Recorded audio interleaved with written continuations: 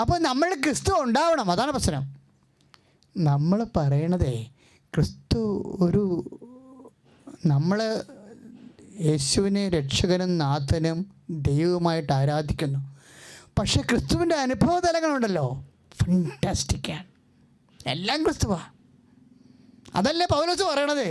ക്രിസ്തു എല്ലാവരിലുമാണെന്ന് പറയണില്ലേ? എല്ലാവരിലുമാണ്.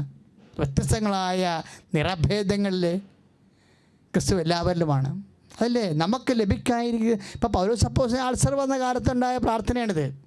പക്ഷേ പരിശുദ്ധാത്മാവ് പൗലോസിന് പറഞ്ഞ്, പൗലോസേ അൾസറാണ്, പക്ഷേ എടുത്തു മാറ്റാൻ ഉദ്ദേശിക്കുന്നില്ല എന്ന് പറഞ്ഞു. എടുത്തു മാറ്റാൻ ഉദ്ദേശിക്കുന്നില്ല. എന്താണ്? അപ്പോൾ പരിശുദ്ധാത്മാവ് അതിൻ്റെ കൂടെ പറഞ്ഞ കാര്യം ഇതാണ്. എന്താണ്? ഇതിലൂടെ നമുക്ക് മഹത്വം ഉണ്ടാക്കാം. അപ്പോൾ പൗലോസ് പറഞ്ഞു ഓക്കെ. അതാണ് പൗലോസ് 8:18 പറയണത്. നമുക്ക് ലഭിക്കാനിരിക്കുന്ന മഹത്വത്തെക്കുറിച്ച് ഓർക്കുമ്പോൾ ഇന്നത്തെ കഷ്ടതകള് തുലോം നിസ്സാരമാണ്. പ്രിയ ദൈവവേദലേ, നീ ഒന്ന് പ്രാർത്ഥിച്ചേ അച്ഛനോട് കൂടെ. കർത്താവായ ദൈവമേ, പരിശുദ്ധാത്മാവിന്റെ അഭിഷേകത്തിൽ എനിക്ക് എന്തെങ്കിലും ക്ലേശങ്ങൾ വരുമ്പോഴേ പെട്ടെന്ന് എനിക്ക് അതിലൂടെ ലഭിക്കുന്ന മഹത്വത്തെക്കുറിച്ച് ആലോചന നൽകണമേ. ആലോചനയുടെ ആത്മാവേ എനിക്ക് വിവേചനം നൽകണമേ. ശ്രദ്ധിക്കട്ടെ. ഹല്ലേലൂയ ഹല്ലേലൂയ ഹല്ലേലൂയ ഹല്ലേലൂയ യേശുവേ നന്ദി. ഹല്ലേലൂയ ഹല്ലേലൂയ യേശുവേ നന്ദി. ഹല്ലേലൂയ ഹല്ലേലൂയ ഹല്ലേലൂയ യേശുവേ നന്ദി. Hallelujah hallelujah hallelujah hallelujah hallelujah hallelujah hallelujah യേശുവേ നന്ദി. യേശുവേ നന്ദി. മഹത്വം മഹത്വം യേശുവിന്, മഹത്വം മഹത്വം യേശുവിന്. ഞങ്ങൾക്കല്ല കർത്താവേ, ഞങ്ങൾക്കല്ല കർത്താവേ, മഹത്വം മഹത്വം യേശുവിന്. ഞങ്ങൾക്കല്ല കർത്താവേ, ഞങ്ങൾക്കല്ല കർത്താവേ, മഹത്വം മഹത്വം യേശുവിന്. കളിമൺ പാത്രങ്ങൾ ഞങ്ങൾ, അയോഗ്യദാസരം ഞങ്ങൾ. കളിമൺ പാത്രങ്ങൾ ഞങ്ങൾ, അയോഗ്യദാസരം ഞങ്ങൾ. ബലഹീനരാകും ഞങ്ങളെ ഉയർത്തിയ യേശുവിനാണെന്നും മഹത്വം. ബലഹീനരാകും ഞങ്ങളെ ഉയർത്തി യേശുവിനായെന്നും മഹത്വം. മഹത്വം മഹത്വം യേശുവിന്, മഹത്വം മഹത്വം യേശുവിന്. പരിശുദ്ധ പരമദിവ്യകാരുണ്യത്തിന് എന്നേരവും ആരാധനയും സ്തുതിയും പുകഴ്ചയും ഉണ്ടായിരിക്കട്ടെ. അതുകൊണ്ടാണ് പൗലോസ് നമ്മൾ 2 കൊറിന്ത്യൻസിലെ 12:9-10 വചനങ്ങളിലെ ഈ അൾസറിൻ്റെ കാലത്ത് വേദനയോടെ ആ മനുഷ്യൻ പ്രാർത്ഥിച്ചു. അദ്ദേഹം വേദനയുടെ തീവ്രത കാരണം വേദനയെ പിശാചെന്നാണ് വിളിച്ചത്. പിശാചിൻ്റെ ഈ ദൂതൻ എന്നെ വിട്ടുപോകാൻ വേണ്ടി കണ്ണീരോടെ എന്ന് പറയുമ്പോൾ ആ പ്രായമുള്ള മനുഷ്യൻ കരഞ്ഞെന്നല്ല ഉറപ്പല്ലേ? വേദന കൊണ്ട് നമ്മൾ മാത്രമല്ല കരയണത്, അപ്പോസ്തലന്മാരും കരയും. വേദന വരുമ്പോൾ കരയും, ആരായാലും കരയും, വാ വിട്ട് കരയും. പിശാചിൻ്റെ ദൂതൻ എന്നെ വിട്ടുപോകാൻ വേണ്ടി കണ്ണീരോടെ ഞാൻ പ്രാർത്ഥിച്ചു. അപ്പോൾ കർത്താവ് ഒരു സാന്ത്വനം കൊടുത്തു. എന്താ പറഞ്ഞെന്നറിയാവോ? ഈ വേദന ഞാൻ എടുത്തു മാറ്റിയാൽ നിൻ്റെ മഹത്വത്തെ അത് ബാധിക്കും. ഇതാണ് പ്രശ്നം. ഈ വേദന ഞാൻ എടുത്തു മാറ്റിയാൽ നിൻ്റെ മഹത്വത്തെ അത് ബാധിക്കും. അത് കൊണ്ട് I am not going to take this pain. ഞാൻ എടുത്ത് മാറ്റാൻ ഉദ്ദേശിക്കുന്നില്ല. എന്നിട്ട് പറയും, നിനക്ക് ഇതിനെ സർവൈവ് ചെയ്യാനുള്ള, അത് ജീവിക്കാനുള്ള ഗ്രേസ്, കൃപ തരാം. എന്നിട്ട് പറയും, that will be enough. Grace is sufficient for U. നിനക്ക് ഇതിനെ എല്ലാത്തിനെയും അതിജീവിക്കാൻ ഞാൻ നിനക്ക് കൃപ തരാം. എൻ്റെ പ്രിയപ്പെട്ടവരെ, അതായത് ഈശോ ഈ ലോകത്ത് നൽകിയ ഏറ്റവും വലിയ സംഭാവന എന്താണ്? എല്ലാത്തിനും അതിജീവിക്കാൻ വേണ്ടിയുള്ള അന്ന് വരെ ഇല്ലാതിരുന്ന ദൈവിക ശക്തിയെ സൗജന്യമായി എല്ലാവർക്കും ലഭിക്കുന്ന രീതിയിലേക്ക് ദൈവം ദാനമായി നൽകിയതാണ്. ശ്രുതികട ഹല്ലേലൂയ. യേശുവേ ഹല്ലേലൂയ ഹല്ലേലൂയ ഹല്ലേലൂയ യേശുവേ hallelujah hallelujah hallelujah hallelujah hallelujah യേശുവേ ആരാധന ആരാധന. കൃപമതിയേ നിൻ കൃപമതിയേ അളവില്ലാത്ത നിൻ കൃപമതിയേ. സന്തോഷത്തോടെ പാടുക മക്കളെ.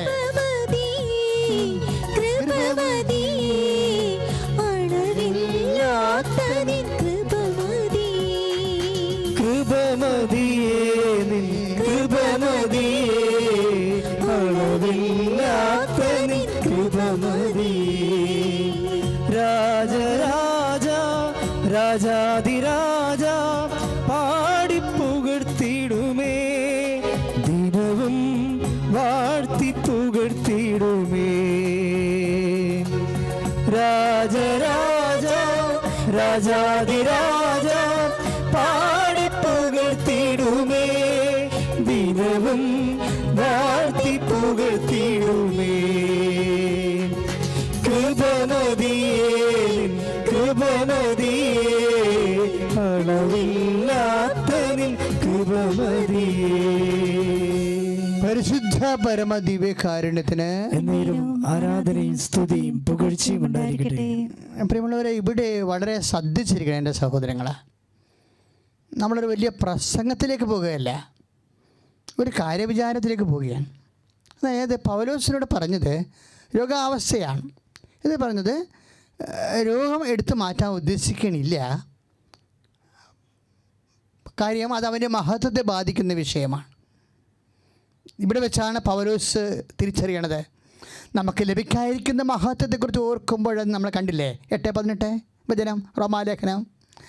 ഇന്നത്തെ കഷ്ടതകൾ സുലഭവും നിസ്സാരമാണെന്ന് ഈ നിസ്സാരമായിട്ട് തോന്നിയപ്പോഴാണ് ഈ കൃപ കിട്ടിക്കഴിഞ്ഞപ്പോഴാണ്. അതായത് നമ്മൾ പറയുന്ന 2 കൊറിന്ത്യൻസ് 12:9 വചനങ്ങളും my grace is sufficient for you എന്ന് പറയുന്ന നിനക്ക് എൻ്റെ കൃപ മതി എന്ന് പറയുന്ന വചനവും റോമ 8:18 വചനവും ലിങ്ക്ഡാണ്. അവിടെ എന്താ പറയണത്?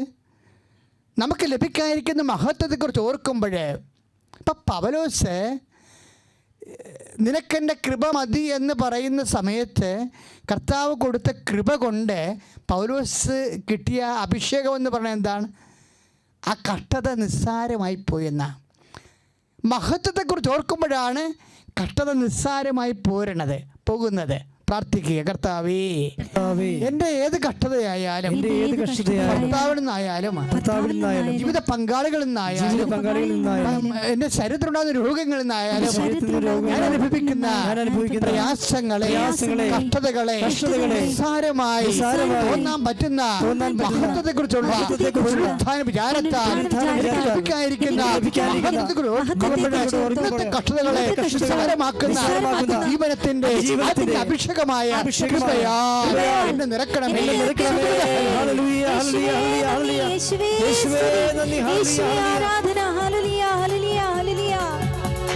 കഷ്ടങ്ങൾ സാരമില്ല, കണ്ണുനീർ സാരമില്ല. കഷ്ടങ്ങൾ സാരമല്ല, കണ്ണുനീർ സാരമല്ല. നിത്യതേജസ്സിൻ ഘനമോർത്തിടുമ്പോൾ ജോഡി നേരത്തേക്കുള്ള കഷ്ടങ്ങൾ സാരമില്ല, കണ്ണുനീർ സാരമില്ല. കഷ്ടങ്ങൾ സാരമില്ല, കണ്ണുനീർ സാരമില്ല. സ്വർഗത്തിലേക്കുള്ള വഴിയും വാതിലുമായ ഈ കൃപാസനം അൾത്താരയിൽ ഒരിക്കൽ കൂടി സാക്ഷ്യം പറയാൻ സാധിച്ചതിന് ഈശോയ്ക്കും അമ്മ മാതാവിനും ഞങ്ങളൊരായിരം നന്ദി പറയുന്നു. 2019 ഡിസംബർ 20-ാം തീയതിയാണ് ഞാനിവിടെ ആദ്യമായിട്ട് ഉടമ്പടി എടുത്തത്. എൻ്റെ ഭർത്താവും ഉടമ്പടി എടുത്തിട്ടുണ്ട്, 2 പ്രാവശ്യം പുതുക്കിയ ആളാണ്. ഞങ്ങൾക്ക് ഉടമ്പടിയിലൂടെ ഒരുപാട് അനുഗ്രഹങ്ങൾ കിട്ടിയിട്ടുണ്ട്. കഴിഞ്ഞ വർഷം ജൂൺ 8-ാം തീയതിയാണ് ഞങ്ങൾ ആദ്യമായിട്ട് ഇവിടെ ഈ ആൾത്താരിൽ സാക്ഷ്യം പറഞ്ഞത്. അത് കഴിഞ്ഞ് ഞങ്ങൾക്ക് ഒരുപാട് അനുഗ്രഹങ്ങൾ കിട്ടിയിട്ടുണ്ട്. ആദ്യമായിട്ട് എൻ്റെ പേര് ജെസ്സി തോമസ്, ഭർത്താവ് തോമസ്. ഞങ്ങൾ കോഴിക്കോട് ജില്ലയിലെ താമരശ്ശേരി രൂപതയിലെ മഞ്ഞവയൽ ഇടവകയിൽ നിന്നാണ് വരുന്നത്. ഭർത്താവിന് 30 വർഷമായിട്ട് വലിയൊരു ആഗ്രഹമായിരുന്നു ഒരു കാറ്ററിംഗ് സെൻറ്റർ തുടങ്ങണം എന്നുള്ളത്. പല സ്ഥലങ്ങളിലും ജോലിക്കൊക്കെ പോയിട്ടുണ്ട്. അപ്പോൾ സ്വന്തമായിട്ടൊന്ന് തുടങ്ങണമെന്ന് ആഗ്രഹിച്ചിട്ട് ഞങ്ങളിവിടെ 7ാമത് ഉടമ്പടി പുതുക്കി അന്നാണ് ഞങ്ങളിവിടെ സാക്ഷ്യം പറഞ്ഞത്. ദൈവം തന്ന അനുഗ്രഹത്തിന് സാക്ഷ്യം പറഞ്ഞു കഴിഞ്ഞപ്പോൾ ഞങ്ങൾക്ക് 2024 സെപ്റ്റംബർ 8-ാം തീയതി ഞങ്ങളുടെ ഇടവപ്പള്ളിയിൽ അമ്മ മാതാവിൻ്റെ പിറന്നാളിൻ്റെ അന്ന് തന്നെ 450-ലേറെ ഇടവാംഗങ്ങൾക്ക് പായസം ഉണ്ടാക്കി കൊടുത്ത് ഞങ്ങളുടെ കാറ്ററിംഗ് സെൻറ്ററിൻ്റെ ഉദ്ഘാടനം അന്ന് നിർവഹിച്ചു. അതിനോടനുബന്ധിച്ച് ഞങ്ങൾക്കൊരു ചെറിയ ഹോട്ടൽ, ഒരു 8 കിലോമീറ്റർ ദൂരെ അടിവാരം എന്ന് പറഞ്ഞ സ്ഥലത്ത് ഒരു ഹോട്ടലും തുടങ്ങാൻ അമ്മ അനുഗ്രഹിച്ചു. അതിന് സഹായമായിട്ടൊരു വണ്ടി ആവശ്യമായിരുന്നു. അതും അമ്മ ഞങ്ങൾക്ക് തന്നെ അനുഗ്രഹിച്ചു. അമ്മ തന്നു പറയുമ്പോൾ ഞങ്ങളുടെ കയ്യിൽ വലിയ പൈസയൊന്നും ഇല്ലായിരുന്നു, കുറച്ച് പൈസ ഉണ്ടായിരുന്നുള്ളൂ. ഒരുപാട് ആൾക്കാർ ഞങ്ങളെ സഹായിച്ചു, ഇങ്ങോട്ട് വന്ന് സഹായിക്കുമായിരുന്നു. പൈസയൊക്കെ തിരിച്ചു കൊടുക്കണം, എന്നാലും ആ തക്ക സമയത്ത് ഒരുപാട് ആൾക്കാർ ഞങ്ങളെ സഹായിച്ചു. എല്ലാവരെയും ഞാൻ ഈ അൾത്താരയിൽ ഓർക്കുന്നു, മാതാവിനോട് പ്രത്യേകമായി പ്രാർത്ഥിക്കുന്നു. കൂടാതെ എനിക്ക് കാറ്ററിങ്ങിൽ തന്നെ ഞങ്ങൾ 8 കിലോമീറ്റർ ദൂരെ ഉണ്ടായിരുന്ന ഒരു കൊല്ലം മുന്നേ ആണല്ലോ. അപ്പം ഞങ്ങൾക്കത് കുറച്ച് ചിലവൊക്കെ അധികമായിട്ട് വന്നു. അതുകൊണ്ട് ഞങ്ങൾ ഇപ്പം ഞങ്ങളുടെ അങ്ങാടിയിൽ തന്നെ സ്വന്തമായിട്ട് ഒരു ഹോട്ടൽ ചെറുതായിട്ട് അവിടുത്തെ നിർത്തി ഇവിടെ തുടങ്ങുവാൻ വേണ്ടി ഞങ്ങൾ റെഡിയാക്കി വെച്ചിരിക്കുന്നു. ഒരാഴ്ചയ്ക്കുള്ളിൽ ഞങ്ങളത് തുടങ്ങും. സാക്ഷ്യം പറഞ്ഞതിന് ശേഷം തുടങ്ങണമെന്നാണ് വിചാരിച്ചത്. ഞാൻ രാവിലെ പള്ളിയിൽ നിന്ന് വന്നു കഴിഞ്ഞാൽ കാറ്ററിംഗ് സെൻറ്ററിൽ വന്നാൽ അവിടെ രാവിലെ വീട്ടിൽ നിന്ന് പ്രദക്ഷിണ പ്രാർത്ഥന ചൊല്ലും. അത് കഴിഞ്ഞ് പള്ളിയിൽ മാതാവിൻ്റെ മുമ്പിൽ നിന്ന് ഒരു പ്രദക്ഷിണ പ്രാർത്ഥനയും ചൊല്ലി പിന്നെ കാറ്ററിംഗ് സെൻറ്ററിൽ വന്ന് പ്രദക്ഷിണ പ്രാർത്ഥന ചൊല്ലി എല്ലാവർക്കും കുരിശ് വരച്ച് കൊടുക്കും. പിന്നെ ഉടമ്പടി ഉപ്പ് ഞാൻ അന്നുണ്ടാക്കുന്ന ഭക്ഷണത്തിലൊക്കെ ഉപയോഗിക്കാറുണ്ട്. കൂടാതെ എനിക്ക് 2 രോഗസുഖങ്ങൾ കിട്ടിയിട്ടുണ്ട്. എനിക്ക് ആദ്യമായി കിട്ടിയത് ഞാൻ ഉടമ്പടി എടുക്കുന്ന സമയത്തൊക്കെ എനിക്ക് തയ്യലായിരുന്നു. അപ്പോൾ എൻ്റെ 2 കാലിൻ്റെ മുട്ടിനും നടുവിനും ഭയങ്കര നീർക്കെട്ടും വേദനയായിരുന്നു. എൻ്റെ 2 മുട്ടിനും നടുവിനും ബെൽറ്റ് ഇട്ടിരിക്കുമായിരുന്നു. അപ്പോൾ 2023 അഖണ്ഡ ജപമാല റാലിയിൽ പങ്കെടുക്കണം എനിക്ക് വലിയ ആഗ്രഹമായിരുന്നു. അങ്ങനെ ഞാൻ മാതാവിനോട് പറഞ്ഞു, അമ്മേ എനിക്ക് ഇങ്ങനെ റാലിയിൽ പങ്കെടുക്കണം എന്ന് പറഞ്ഞ് ഞാൻ ഉടമ്പടി ഉപ്പും തൈലവും ഞാൻ എൻ്റെ മുട്ടിലും നടുവിനൊക്കെ തേച്ച് കുരിശ് വരച്ച് പ്രാർത്ഥിച്ച് അഖണ്ഡ ജപമാല റാലിക്ക് മുന്നേ ഞാൻ ആ ബെൽറ്റെല്ലാം ഉപേക്ഷിച്ചു. ഞാൻ ഇവിടുന്ന് അർത്തുങ്കപ്പള്ളി വരെ ഞാൻ നടന്നു. ഒത്തിരി ക്ഷീണമൊക്കെ ഉണ്ടായിരുന്നു. ക്ഷീണം കാലിൻ്റെ മുട്ടിനല്ല, എനിക്ക് ഉറക്ക ക്ഷീണമായിരുന്നു. ഓരോ വീടിൻ്റെ തിണ്ണ കാണുമ്പോൾ ഞാൻ വിചാരിക്കും അവിടെ കയറി കിടന്ന് ഉറങ്ങിയാലോ എന്ന്. എന്നാൽ ഞാനൊന്നും ചെയ്യാതെ ഞാൻ പള്ളിയിലെത്തി തമ്പുരാൻ്റെ അനുഗ്രഹം നേടിപ്പോയി. ഇതുവരെ ഞാൻ ആ ബെൽറ്റ് പിന്നെ ഉപയോഗിച്ചിട്ടില്ല. പിന്നെ എൻ്റെ മൂക്കിൽ ഒരു 8 മാസമായിട്ട് ദശ വളരുന്നൊരു അനുഭവം ഉണ്ടായി. എനിക്കറിയില്ലായിരുന്നു. ഈ സാക്ഷിയൊക്കെ കേൾക്കുമ്പോഴാണ് ഇങ്ങനെ ചെറിയ പിള്ളേർക്കൊക്കെ ഉണ്ടാകുന്ന കേട്ടപ്പോൾ വലിയവർക്കും ഇങ്ങനെ ഉണ്ടാകുമെന്ന് ഞാനിങ്ങനെ അറിയുന്നത്. അപ്പോൾ എൻ്റെ മൂക്കിൽ നിന്ന് ചോര വരാൻ തുടങ്ങി, ശ്വാസതടസ്സമൊക്കെ ഉണ്ടായിട്ടുണ്ടായിരുന്നു. അപ്പോൾ എൻ്റെ കൂടെയുള്ള പിള്ളേർ എന്നോട് പറഞ്ഞു, ചേച്ചി ഇതിങ്ങനെ വെച്ചുകൊണ്ടിരിക്കരുത്, ഡോക്ടറെ കാണണം, ഓപ്പറേഷൻ ചെയ്യേണ്ടി വരുമില്ലെങ്കിലും മരുന്ന് കഴിച്ചില്ലെങ്കിൽ എന്ന് പറഞ്ഞു. ഞാൻ ഡോക്ടറെ കാണാൻ പോയില്ല. അവരോട് പറഞ്ഞു, വൈദ്യൻ എൻ്റെ വീട്ടിലുണ്ട്, മരുന്നും എൻ്റെ വീട്ടിലുണ്ട്. അപ്പോൾ ഞാൻ രാവിലെയും വൈകുന്നേരവും പ്രാർത്ഥനയുടെ സമയത്ത് ഞാൻ തൈലം മൂക്കിൽ കുരിശ് വരയ്ക്കും, മൂക്കിൻ്റെ ഉള്ളിലും ഞാൻ തേച്ച് പ്രാർത്ഥിച്ച് എനിക്കിപ്പം അസുഖം പൂർണ്ണമായി മാറിക്കിട്ടി. ഇപ്പോൾ ഒരു കുഴപ്പമില്ല. എൻ്റെ മകളെ ഞാനിവിടെ കൊണ്ട് ഉടമ്പടി എടുപ്പിച്ചിരുന്നു. ഉടമ്പടി പുതുക്കിയതുമാണ്. പിന്നെ ചെറിയ പിള്ളേരൊക്കെ ഉള്ളതുകൊണ്ട് അവർക്കത് തുടർന്ന് കൊണ്ടുപോകാൻ പറ്റിയില്ല. അപ്പോൾ അവർക്കൊരു സ്ഥലം വിൽക്കാനുണ്ടായിരുന്നു. അപ്പോൾ അതിൻ്റെ ഏറെക്കുറെ ബുദ്ധിമുട്ടുകളൊക്കെ ഞങ്ങൾക്കും ഉണ്ടായിരുന്നു സാമ്പത്തികമായിട്ട്. അപ്പോൾ അവൾ ആ സ്ഥലം ഇനി ഞങ്ങൾക്ക് വേണ്ട എന്ന് പറഞ്ഞ് അത് എൻ്റെ പേരിൽ എഴുതി തന്നു. അമ്മ എന്തെങ്കിലും ചെയ്തോ, വിൽക്കോ, വീട് നന്നാക്കോ എന്തെങ്കിലും ചെയ്തോളാൻ പറഞ്ഞ് എഴുതി തന്നു. ഞാനത് ഇവിടെ കൊണ്ടുവന്ന് എൻ്റെ വീട്ടിലെ എഗ്രിമെൻറ്റ് പേപ്പർ കിട്ടിക്കഴിഞ്ഞപ്പോൾ ഞാനിവിടെ ജോസഫ് അച്ഛൻ്റെ അടുത്ത് കൊണ്ടുവന്ന് അച്ഛനത് ബ്ലെസ് ചെയ്ത് ഒരു കാശ് രൂപ വെഞ്ചരിച്ച് തന്നു. ഞങ്ങൾ 2 പേരും കൂടെ അവിടെ പോയി പ്രാർത്ഥിച്ച് അവരുടെ മുറ്റത്തത് സ്ഥാപിച്ചു. പിറ്റേ മാസം ആദ്യം തന്നെ ആ സ്ഥലം വിൽക്കാനിടയായി. ആ കടബാധയിൽ നിന്ന് ഞങ്ങൾ രക്ഷപ്പെട്ടു. കൂടാതെ ഞങ്ങൾ കാരുണ്യപ്രവൃത്തി ചെയ്യുന്നത്, ഞങ്ങൾ മെഡിക്കൽ കോളേജിൽ 20-ലേറെ ചോറ് പൊതി എല്ലാ ശനിയാഴ്ചയും വൈകിട്ട് പകൽ സമയങ്ങളിലൊക്കെ ഒത്തിരി സംഘടനകളൊക്കെ ഭക്ഷണം കൊടുക്കും. ഞങ്ങൾ രാത്രിയിലാണ് കൊണ്ട് കൊടുക്കുന്നത്. അങ്ങനെ ഞങ്ങൾ ചെയ്യാറുണ്ട്. അല്ലാതെ വ്രതമന്ദിരത്തിലും അല്ലാതെ ആരെന്ത് സഹായം ചോദിച്ചു വന്നാലും ഞങ്ങളെക്കൊണ്ട് പറ്റുന്ന പോലെ ഞങ്ങൾ ചെയ്യാറുണ്ട്. പിന്നെ കാശ് രൂപ ഞാനിവിടുന്ന് മേടിച്ചുകൊണ്ട് പോയിട്ട് പത്രത്തിൻ്റെ കൂടെ പ്രേക്ഷിത പ്രവർത്തനം ചെയ്യുന്ന സമയത്ത് ചിലരോട് ചോദിക്കാത്തവർക്കും ചിലപ്പോൾ എനിക്ക് കൊടുക്കണമെന്ന് തോന്നുന്നവർക്ക് ഞാനത് കൊടുക്കാറുണ്ട്. പിന്നെ പത്രം ഞാൻ ഹോസ്പിറ്റലിലും ബസ് സ്റ്റാൻഡിലും ബസ് സ്റ്റോപ്പിലും ബസ്സിനുള്ളിലും പിന്നെ ഓട്ടോ സ്റ്റാൻഡിലും പള്ളിയിലും വീടുകളിലൊക്കെ കൊടുക്കുമ്പോൾ ഞങ്ങളുടെ അനുഭവങ്ങൾ പറഞ്ഞിട്ടാണ് കൊടുക്കുന്നത്. പിന്നെ ഞങ്ങളുടെ അടുത്തുള്ളവർക്കൊക്കെ ഏറെക്കുറെ ഞങ്ങളുടെ അനുഭവങ്ങളൊക്കെ അറിയാം. അവസാനം ഞാൻ കള്ള് ഷാപ്പിൽ വരെ കൊടുത്തു.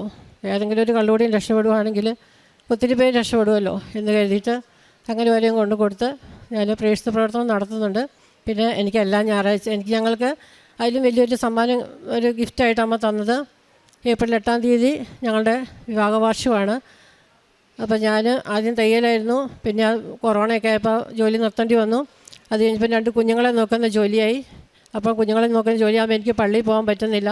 ഞായറാഴ്ചകളിൽ മാത്രം പള്ളിയിൽ പോകാൻ പറ്റുന്നുള്ളൂ. അപ്പോൾ ഞങ്ങൾക്ക് ഒത്തിരി കടബാധകളൊക്കെ ഉണ്ടായിരുന്നു. അപ്പോൾ അതുകൊണ്ട് ഞാൻ നിവൃത്തിയില്ലാത്ത ജോലിക്ക് പോയി. ഞാൻ എൻ്റെ വീട്ടിലും അല്ലായിരുന്നു. ഞങ്ങൾ 2 സ്ഥലത്തായിരുന്നു. അപ്പോൾ എനിക്ക് ഒത്തിരി ബുദ്ധിമുട്ടുണ്ടായി. അപ്പോൾ ഞാനിങ്ങനെ 7ാമത് ഉടമ്പടി പുതുക്കിയപ്പോൾ ഞങ്ങളിവിടെ സാക്ഷ്യം പറഞ്ഞ ആ സമയം തന്നെ ഉടമ്പടി എഴുതി വെച്ചു. എൻ്റെ അമ്മ എനിക്ക് എൻ്റെ വീട്ടിൽ താമസിക്കണം, എൻ്റെ ഭർത്താവിന് നല്ല വരുമാനമുള്ള ജോലി കിട്ടണം. അങ്ങനെയാണ് ഞങ്ങൾക്ക് ഈ ജോലി ഹോട്ടൽ തുടങ്ങാനും കാറ്ററിംഗ് തുടങ്ങാനും അന്ന് മുതൽ ആ ഏപ്രിൽ 8-ാം തീയതി മുതൽ ഇന്ന് വരെ എനിക്ക് പള്ളിയിൽ പോകാൻ ഒരു മുടക്കവും വന്നിട്ടില്ല. വേണമെങ്കിൽ 2-3 കുർബാനയ്ക്ക് പോകാം. പക്ഷേ ഞാൻ എന്നും പള്ളിയിൽ പോകുന്നുണ്ട്, വിശുദ്ധ കുർബാന സ്വീകരിക്കുന്നുണ്ട്. എൻ്റെ ഭർത്താവും കഴിയുന്നത്ര ഞായറാഴ്ചകളിലും മുടക്കാറില്ല, കഴിയുന്നത്ര ഇട ദിവസങ്ങളിലും പോകാറുണ്ട്. 15 ദിവസം കൂടുമ്പോൾ കുമ്പസാരിക്കാറുണ്ട്. അങ്ങനെ ഞങ്ങളുടെ പ്രാർത്ഥനാ ജീവിതത്തിൽ ഒരുപാട് നല്ല മാറ്റങ്ങൾ വന്നിട്ടുണ്ട്. പ്രാർത്ഥിക്കാൻ സമയമില്ല എങ്കിൽ പോലും ഇരുന്ന് പ്രാർത്ഥിച്ച് ഉറങ്ങിപ്പോവും. മുട്ടുകുത്തി എന്നൊക്കെയാണ് പ്രാർത്ഥിക്കുന്നത്. ചിലപ്പോൾ മുട്ടുകുത്തി നിന്നാലും ചിലപ്പോൾ 3 മണിക്കൂറൊക്കെ പോകണം, അറിയില്ല.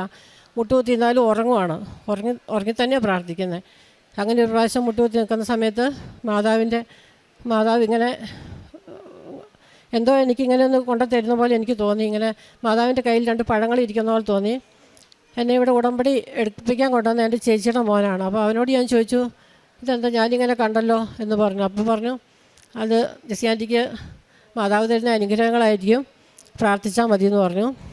പിന്നെ ഒരു പ്രാവശ്യം ഇവിടെ ഉടമ്പടി പുതുക്കാൻ വന്ന സമയത്ത് ഇവിടെ മുകളിൽ നിൽക്കുന്ന സമയത്ത് ഞങ്ങൾ നല്ല മുല്ലപ്പൂവിൻ്റെ മണമുണ്ടായിരുന്നു.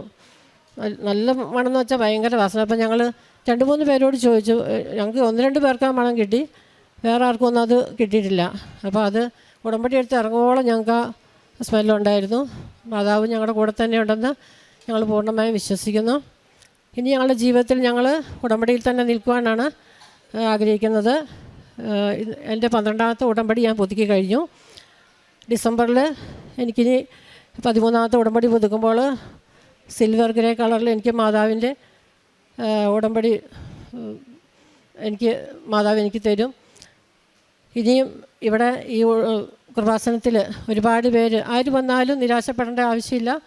മാതാവ് കൈവിടില്ല. ഇവിടെ വന്ന് എത്തിപ്പെട്ടുന്നവർക്ക് സ്വർഗത്തിൻ്റെ വഴിയും വാതിലുമായി കൃപാസനത്തിൽ വരുന്നവർക്ക് എന്നും രക്ഷയുണ്ടാവുള്ളൂ. ഒരിക്കലും ഒരു കോട്ടം തട്ടുകയില്ല.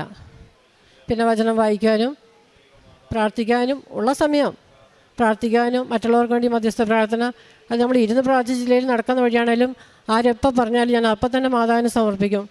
പിന്നെ ഞാനൊരു ബുക്കിൽ എഴുതി വെച്ചിരുന്നു, എല്ലാവരും പ്രാർത്ഥന ഒരു ബുക്കിൽ എഴുതി വെച്ചിരുന്നു. ആ ബുക്ക് നിറഞ്ഞു. പിന്നെ ജോലി തിരക്കോടെ പിന്നെ ബുക്ക് എഴുതിയില്ല. ഒക്കെ ഞാൻ മാതാവിന് അപ്പം സമർപ്പിക്കും. അങ്ങനെ ഞങ്ങളുടെ ജീവിതം മുന്നോട്ട് പോകുന്നു. ഞങ്ങൾക്ക് ഇത്രയേറെ അനുഗ്രഹം തന്ന മാതാവിന് ഈശോയ്ക്കും കോടാനുകോടി നന്ദി പറയുന്നു.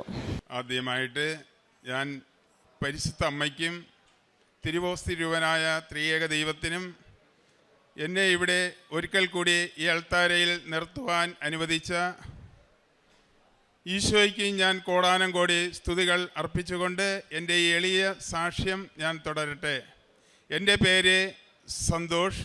ഞാൻ തിരുവനന്തപുരം ജില്ലയിൽ നിന്ന് വരുന്നു.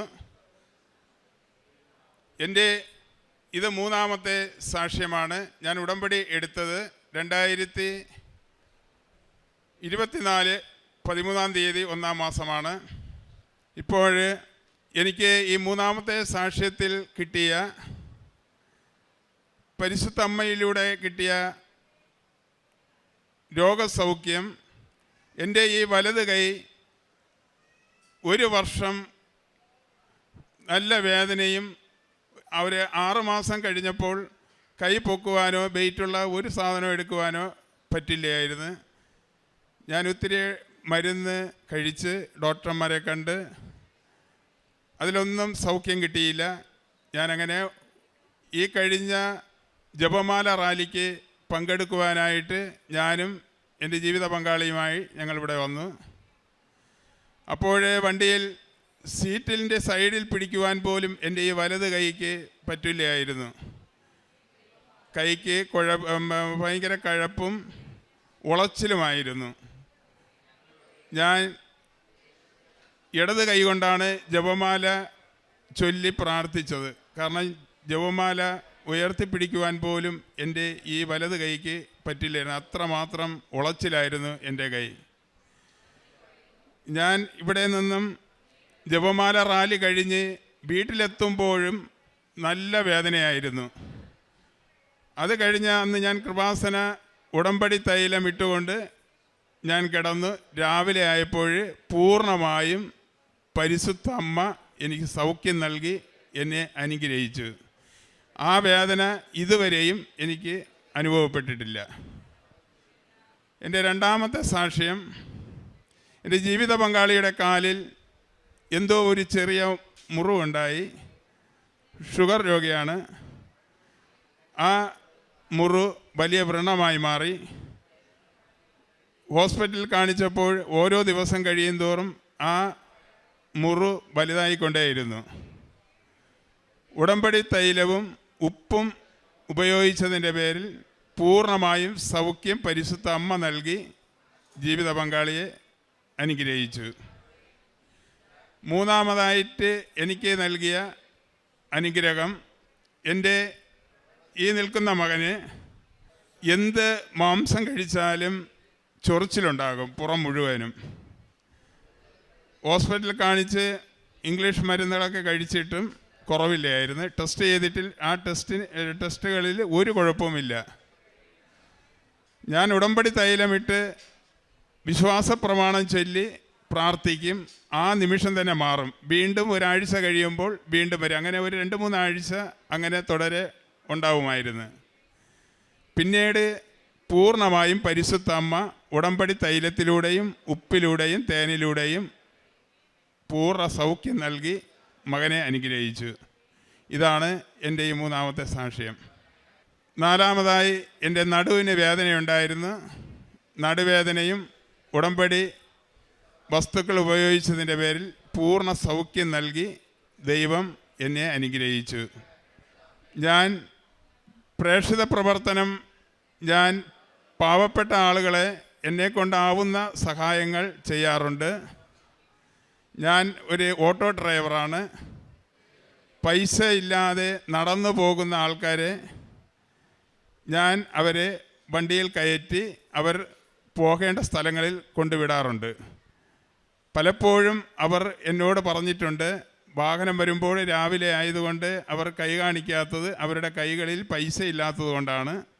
പലരും അവരെ ഇറക്കി വിട്ടിട്ടുണ്ട്, കൈനീട്ടം കൊടുക്കാതെ വണ്ടിയിൽ കയറുന്നത് കൊണ്ട് ഇറക്കി വിട്ടിട്ടുണ്ടെന്ന് പറഞ്ഞിട്ടുണ്ട്. അപ്പോൾ ഞാൻ പറഞ്ഞിട്ടുണ്ട്, എൻ്റെ വാഹനം എവിടെ കണ്ടാലും ആര് കണ്ടാലും കൈ കാണിച്ചാൽ ഒരു പൈസയും ഇല്ലാതെ കൈ കാണിച്ച് കയറണമെന്ന് ഞാൻ എൻ്റെ വണ്ടിയിൽ കയറുന്നവരോട് ഞാൻ പറഞ്ഞിട്ടുണ്ട്. അവരെ പലപ്പോഴും ഞാൻ അങ്ങനെ കൊണ്ടുവിട്ടിട്ടുമുണ്ട്. പിന്നെ ഞാൻ ഈ 3 മാസത്തിനകത്ത് ഏകദേശം 60-65 കെട്ട് പത്രം ഞാൻ വിതരണം ചെയ്തിട്ടുണ്ട്. ഇംഗ്ലീഷ്, തമിഴ്, മലയാളം. എനിക്ക് പത്രം വിതരണത്തിൽ എന്തോ പറയാനാ, ഒരു വലിയ അഭിഷേകമാണ് പരിശുദ്ധ അമ്മ എനിക്ക് നൽകിയത്. ഞാൻ 3 ഉടമ്പടി പുതുക്കുന്നത് വരെയും എനിക്ക് പത്രം കൊടുക്കുവാൻ ഭയങ്കര ബുദ്ധിമുട്ടായിരുന്നു. 4ാമത്തെ ഉടമ്പടിയിൽ ഞാൻ പൗലോസ് ശ്ലീഹായുടെ തിരുവചനം എല്ലാ ദിവസവും ഞാൻ പ്രാർത്ഥിക്കും. എൻ്റെ ജീവിതം ക്രിസ്തുവും മരണം നേട്ടവും ആണെന്ന ആ പരിശുദ്ധമായ തിരുവചനം എന്നിൽ നിറവേറണമേ എന്ന് ഞാൻ പ്രാർത്ഥിക്കും. അന്ന് മുതൽ ഇന്ന് വരെയും എൻ്റെ വാഹനത്തിൽ കയറുന്ന എല്ലാവർക്കും പത്രം കൊടുക്കുവാനാണ് എനിക്ക് ആഗ്രഹം. പക്ഷേ എനിക്ക് പത്രം കിട്ടാറില്ല. ഞാൻ ഈ 3 മാസത്തിനകത്ത് ഇവിടെ നിന്നും 22 കെട്ട് പത്രം ഞാൻ വാങ്ങിക്കൊണ്ടുപോയി. പിന്നെ ബാക്കി ഞാൻ പോകുന്ന പള്ളികളിലും കുരിശടികളിലും, ഞാൻ ഏത് പള്ളിയിൽ പോയാലും കുരിശടിയിൽ പോയാലും ആദ്യം നോക്കുന്ന പത്രമാണ്. കാരണം ഈ പത്രമെടുത്ത് എൻ്റെ വാഹനത്തിൽ കയറുന്നവർക്ക് കൊടുക്കുവാൻ വേണ്ടി ആണ്. പക്ഷേ ഞാൻ അത് പത്രം കൊടുക്കുന്നതിലും ഒരു ലഹരിയായി മാറിയിരിക്കുകയാണ് ഇപ്പം. എത്രത്തോളം പത്രം കൊടുക്കുവാൻ എന്നെക്കൊണ്ട് കഴിയാതിരുന്നോ അത്രമാത്രം 100 മടങ്ങ് പരിശുദ്ധ അമ്മ ഈശോയിൽ നിന്ന് പത്രവിതരണത്തിനും ഈശോയെ സാക്ഷ്യപ്പെടുത്തുവാനും എനിക്ക് അതിന് കഴിവ് നൽകിക്കൊണ്ടിരിക്കുന്നു. അതിന് ഞാൻ കോടാനം കോടി സ്തുതി പരിശുദ്ധ അമ്മയിലൂടെ ഈശോയ്ക്ക് ഞാൻ നേരുന്നു. പിന്നെ ആഴ്ചയിൽ ഞാൻ ഉടമ്പടി എടുത്ത അന്ന് മുതൽ ഇന്ന് വരെയും എല്ലാ ആഴ്ചകളിലും ചൊവ്വാഴ്ചയും വെള്ളിയാഴ്ചയും ഉപവസിക്കാറുണ്ട്. ഉടമ്പടി എടുക്കുന്നതിന് മുമ്പ് ഒരു ദിവസം പോലും ഞാൻ ഉപവസിക്കാൻ എനിക്ക് പറ്റില്ലായിരുന്നു. ഞാൻ ഡിവൈൻ ധ്യാന കേന്ദ്രത്തിൽ ധ്യാനം കൂടാൻ പോകുമ്പോൾ രോഗികളും മറ്റ് മരുന്ന് കഴിക്കുന്നവരും വാങ്ങുന്ന കൂപ്പൻ വാങ്ങുമ്പോൾ ഞാനും എണീറ്റ് നിന്ന് അവർക്കൊപ്പം കൂപ്പൻ വാങ്ങി ഭക്ഷണം കഴിച്ചിട്ടുള്ളവനാണ്. ഞാൻ ഈ ഉടമ്പടി എടുത്തതിന് ശേഷം എല്ലാ ആഴ്ചകളിലും എനിക്ക് ഉപവസിക്കുവാൻ കഴിയുന്നുണ്ട്. പരിശുദ്ധ അമ്മ ഈശോയിൽ നിന്ന് വാങ്ങി നൽകിയ ഈ വലിയ കൃപയ്ക്ക് ഞാൻ കോടാനം കോടി സ്തുതി ഈശോയ്ക്ക് നേരുന്നു.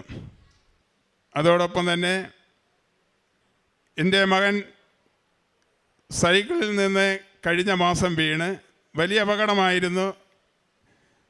പരിശുദ്ധ അമ്മ നിസാര പരിക്കുകളോടുകൂടെ മകനെ ആ അപകടത്തിൽ നിന്ന് രക്ഷിച്ചു. ഞങ്ങളെല്ലാ ദിവസവും സ്കൂളിൽ പോകുന്നതിന് മുമ്പ് ഉടമ്പടി തൈലം നെറ്റിയിൽ കുരിശ് വരച്ച് വിശ്വാസപ്രമാണം ചൊല്ലിയാണ് അവരെ സ്കൂളിൽ പറഞ്ഞു വിടുന്നത്. അതുകൊണ്ട് മാത്രമാണ് വലിയ അപകടത്തിൽ നിന്ന് പരിശുദ്ധ അമ്മ മകനെ രക്ഷിച്ചതെന്ന് ഞാൻ വിശ്വസിക്കുന്നു. ഇനി എൻ്റെ ജീവിതം പൂർണ്ണമായിട്ടും ഞാൻ ജീവിച്ചാൽ ക്രിസ്തുവിന് വേണ്ടി മാത്രം ജീവിക്കും, മരിച്ചാൽ ക്രിസ്തുവിന് വേണ്ടി മാത്രം മരിക്കണമെന്നുമാണ് എൻ്റെ ആഗ്രഹം. പരിശുദ്ധ അമ്മ അതിനെന്നെ സഹായിക്കട്ടെ എന്ന് അമ്മയോട് ഞാൻ യാചിക്കുന്നു. എനിക്ക് എൻ്റെ കുടുംബത്തിനും നൽകിയ ഈ വലിയ അനുഗ്രഹങ്ങൾക്ക് പരിശുദ്ധമ്മയ്ക്കും തിരുക്കുമാരനും ഞാൻ കോടാനം കോടി നന്ദി അർപ്പിച്ചുകൊണ്ട് എൻ്റെ ഈ എളിയ സാക്ഷ്യം ഞാൻ ഇവിടെ അവസാനിപ്പിക്കുന്നു.